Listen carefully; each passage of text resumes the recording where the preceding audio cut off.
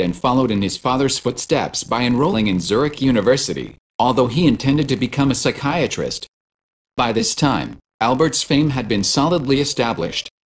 In one telling bit of self-analysis, Eduard Einstein wrote, "It's at times difficult to have such an important father because one feels so unimportant."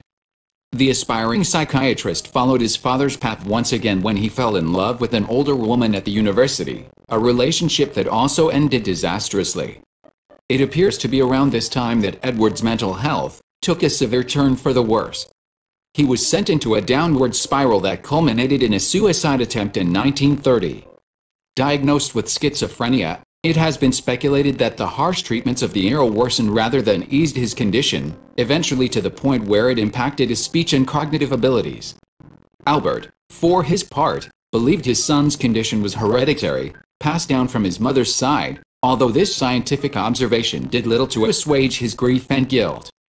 His second wife, Elsa, remarked that this sorrow was eating up Albert. The physicist soon faced more than issues surrounding Edward. By the early 1930s, the Nazi Party had risen in Europe, and after Hitler took power in 1933, Einstein could not return to the Prussian Academy of Sciences in Berlin, where he had been working since 1914.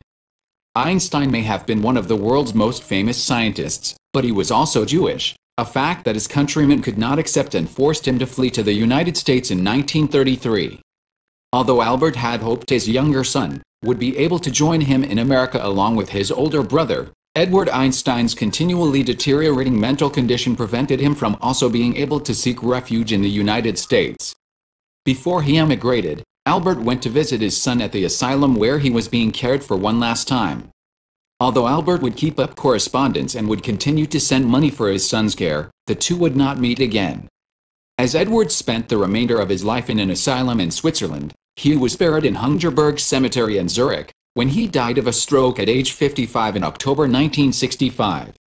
He had spent over 3 decades of his life in the psychiatric clinic of Burghölzli, at the University of Zurich.